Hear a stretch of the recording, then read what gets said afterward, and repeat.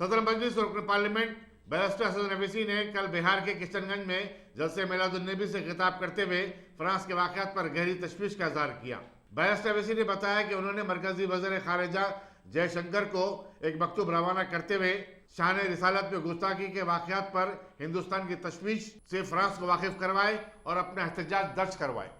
کہ ہم نے جناب جے شنکر صاحب کو 2 دن پہلے خط لکھا بھارت کے ہمارے فارن منسٹر کو،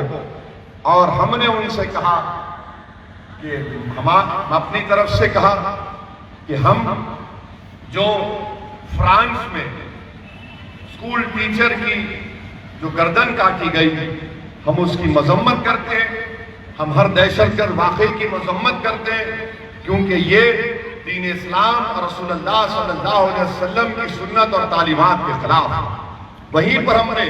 حکومت ہند سے یہ بات کا مطالبہ کیا کہ وہ حکومت فرانس سے ہمارے جذبات کی اور ہمارے تکلیف کو اس حکومت کے سامنے رکھیں کہ کس طرح سے اللہ کے رسول صلی اللہ علیہ وسلم کے کارٹون بنائے گئے، اور ہم نے یہ بھی حکومت کے سامنے رکھا کہ پارلیمنٹ میں کوسچن کا ایک سوال کا جواب 13 فروری 2019 کو وزارت خارجہ نے دیا تھا، جس میں یہ جواب دیا گیا تھا حکومت ہند کی طرف سے کہ جب کبھی بھی حکومت کو معلوم ہوتا اقلیتوں کے مسائل کے بارے میں بشمول ہندوؤں کے، حکومت اس مسئلے کو متعلقہ فارن کنٹری کے ساتھ اٹھاتی ہے اور ان سے یہ بولتی ہے کہ آپ کے ملک کے اقلیتوں کی تحفظ کریں۔ میں نے اس خط میں محترمہ سشما سوراج کا بھی ذکر کیا کہ انہوں نے 2016 میں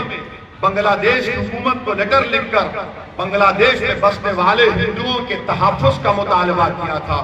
میں نے تیسری مثال بھی دی کہ 2008 میں اس وقت کے وزیر اعظم نے فرانس کے پریزیڈنٹ کو ملا اور ان سے کہا تھا کہ جو ہمارے سکھ بھائی کی جو پگڑی ہوتی ہے، جو ان کا ٹربن ہوتا ہے، اس کے سلسلے میں نمائندگی کی، اور ہم نے یہ کیا ہے، اور اب یہ حکومت کے اوپر منحصر ہے کہ حکومت ہم نے جو خط بھیجایا ہم امید کرتے ہیں کہ حکومت ہند اس کا سنجیدگی سے جائزہ لے گی